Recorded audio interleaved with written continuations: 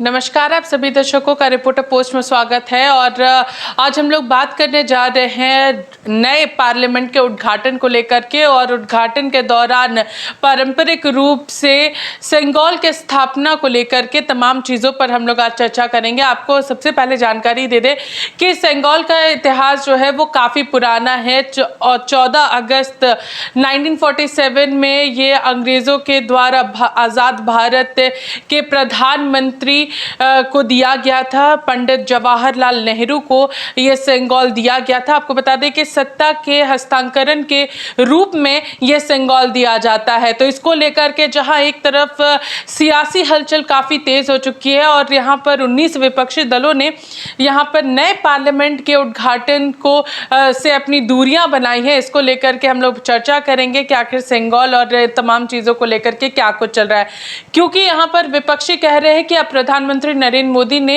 यानी कि भारतीय जनता पार्टी ने हार स्वीकार कर ली है, क्योंकि सेंगोल जो एक यहाँ पर सेंगोल तब दिया जाता है जब यहाँ पर सत्ता हस्तांतरण होता है। तो इन तमाम चीज़ों पर हम लोग चर्चा करेंगे हमारे एडिटर से नित्यानंद शुक्ला जी से।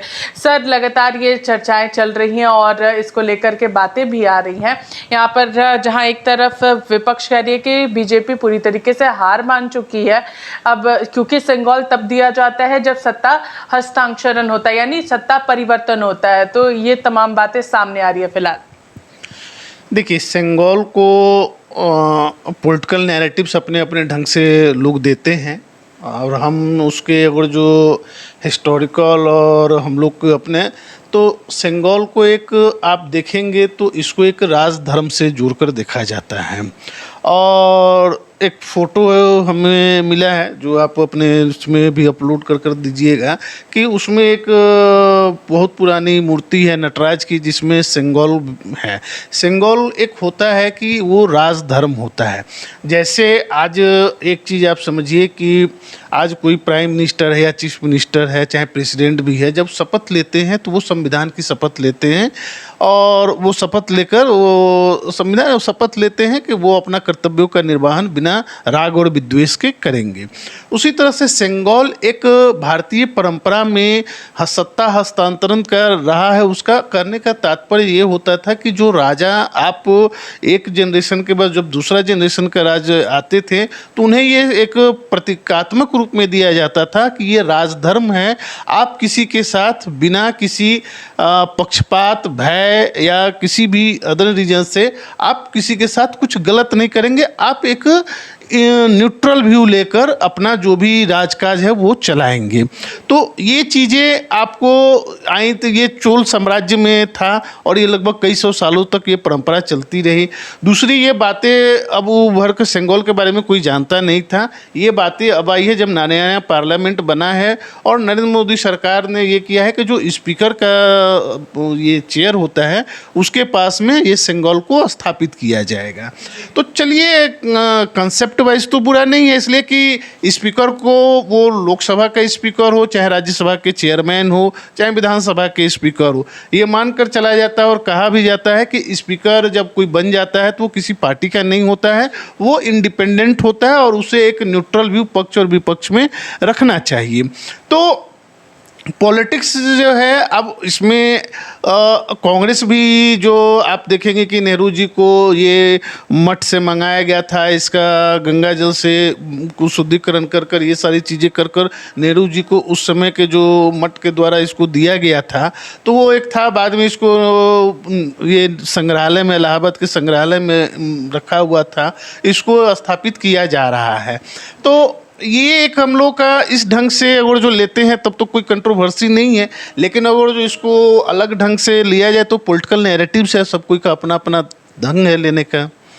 अगर बात करें इसको लेकर के 19 पार्टियों ने, जो नया पार्लियामेंट का उद्घाटन है उसको लेकर के 19 पार्टियों ने उससे दूरी बनाई है और कहा, यहाँ पर स्पष्ट रूप से कहा जा रहा है, चाहे झारखंड की भी बात करेंगे तो झारखंड में भी जहाँ जेएमएम कह रही है कि बीजेपी आदिवासियों को नहीं उतना आगे बढ़ाना चाहती है, इसलिए यहाँ पर राष्ट्रपति को शामिल नहीं किया जा रहा है, उनके द्वारा उद्घाटन नहीं कराया जा रहा है। तो कांग्रेस का कहना है कि ये महिला विरोधी है, इसलिए ये राष्ट्रपति को यहाँ पर शामिल नहीं किया जा रहा है, प्रधानमंत्री कर रहे, लोकतंत्र का यहाँ पर गलत तरीके से इस्तेमाल किया जा रहा है, ये कई सारी बातें जो है विपक्ष की ओर से कही जा रही है।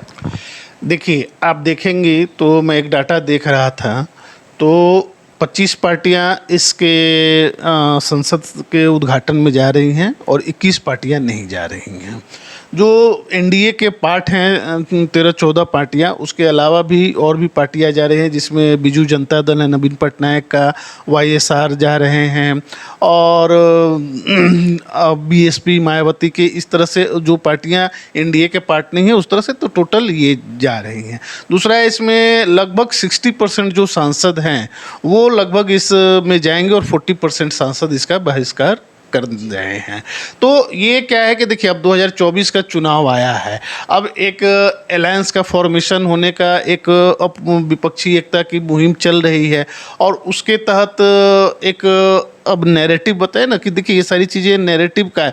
किसी को उस पार्लियामेंट से प्रॉब्लम नहीं, जब पार्लियामेंट शुरू होगा तो सारे को पक्ष के हो या विपक्ष के हो जाना तो उसी सदन में, जब पार्लियामेंट चलेगा तो वो एक नैरेटिव बनाने का अपने अपने ढंग से है कि ये अब चूँकि क्या है कि उनको एक मुद्दा मिला है, चूँकि बीजेपी एक क्रेडिट लेती है कि मैंने एक आदिवासी वर्ग की महिला को देश का राष्ट्रपति बनाया, तो एक तो महिला, दूसरी आदिवासी समाज से, तो आज तक देश में आदिवासी समाज की कोई महिला या पुरुष भी देश के राष्ट्रपति नहीं बने थे।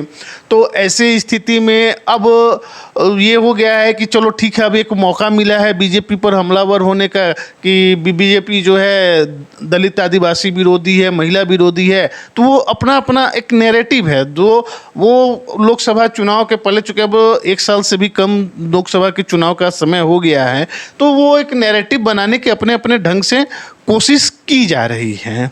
प्रधानमंत्री नरेंद्र मोदी के 9 साल का कार्यकाल भी अब पूरा होने वाला है, तो क्या लग रहा है कि ये तमाम चीज़ें लोकसभा चुनाव को भी देखते हुए यहाँ पर तैयारियां यहाँ पर की जा रही है? नहीं, वही तो मैं कह रहा हूँ। देखिए, अगर जो उनके पहले टर्म से लिया जाए तो 26 मई को 2014 में उन्होंने लिया था, तो उस हिसाब से तो उनका 9 साल आज के डेट में पूरा हो गया। आज उनके 9 साल पूरे होने पर कांग्रेस ने 9 सवाल भी उनसे किए हैं। तो स्वाभाविक है कि जो विपक्ष है, जो सरकार की कमियां हैं, उस पर वो लोगों को, जनता के बीच में अपनी रीच पहुंचाएगी कि हम जनता तक अपनी बातों को पहुंचाएं। विपक्ष जो है वो अपने नैरेटिव्स लाकर चाहेगा कि हम जनता तक पहुंचने की कोशिश करें, लेकिन किसकी बात कितनी जनता तक पहुंचती है और जनता कितनी एक्सेप्ट करती है वो तो वोटिंग में पता चलता है। लेकिन सेंगोल वाले इशू पर एक चीज़ मैं बताना चाहता हूं कि देखिए, हम लोगों के नटराज, हम लोगों के देवता माने जाते भगवान शिव का स्वरूप है, तो हम लोगों के यहाँ जो भी हम लोग के धर्म में कुछ चीज़ें की गई हैं उसका एक साइंटिफिक रीज़न होता है। अब नासा में आप जाइएगा, नासा तो विश्व का सबसे बड़ा साइंटिफिक रिसर्च सेंटर है, स्पेस टेक्नोलॉजी, वहाँ पर आपको नटराज की मूर्ति है, तो वो जो नटराज है वो एक आपको एक साइंटिफिक रीज़न है। तो हमारे यहाँ बहुत सारी चीज़ें, परंपराएं जो हुई थी, उसका ये जो भारत नाम भी दिया गया था, तो भ का मतलब होता है सूर्य, ज्ञान। तो क्या होता है कि ज्ञान की धारा जहाँ बहती रहे, तो वो क्या होता है कि कुछ चीज़ें साइंटिफिक है, लेकिन हमारा दुर्भाग्य रहा है कि हमारी गुलामी रही है, कई 100 वर्षों की गुलामी रही है। इसमें हमें इतिहास को तोड़ मरोड़ कर कर अपने ढंग से पेश करने की भी लोगों ने किया है। तो हमारा जो साइंटिफिक अप्रोच था उसे कहीं ना कहीं लोग पीछे कर कर उस पर आज के डेट में जो राजनीति है वो हावी हो गई है। तो शायद आज हमारे यहाँ गांधी और जवाहरलाल भी होते तो वो कोई स्टैंड होते तो उन्हें भी जस्टिफिकेशन देना पड़ता बहुत सारी चीज़ों को लेकर। तो जहां एक तरफ सिंगौल और नए संसद भवन को लेकर के राजनीति तेज है और तमाम बातें यहां पर विपक्ष कहता हुआ नजर आ रहा है, 28 मई को वहां पर क्या कुछ होता है, तमाम चीज़ों पर भी हम लोग चर्चा करेंगे। क्या कुछ वहां पर होता है, किस तरीके से सिंगौल का स्थापना वहां पर किया जाता है, और जिस तरीके से विपक्ष कह रही है कि सिंगौल सत्ता हस्तांतरण का एक यहाँ पर होता है, तो सिंबल होता है। तो अब देखना यह है कि क्या कुछ और चीज़ें यहाँ पर निकल कर सामने आती है। फिलहाल मेरे साथ इतना ही, तब तक के लिए देखते रहिए रिपोर्टर पोस्ट। नमस्कार।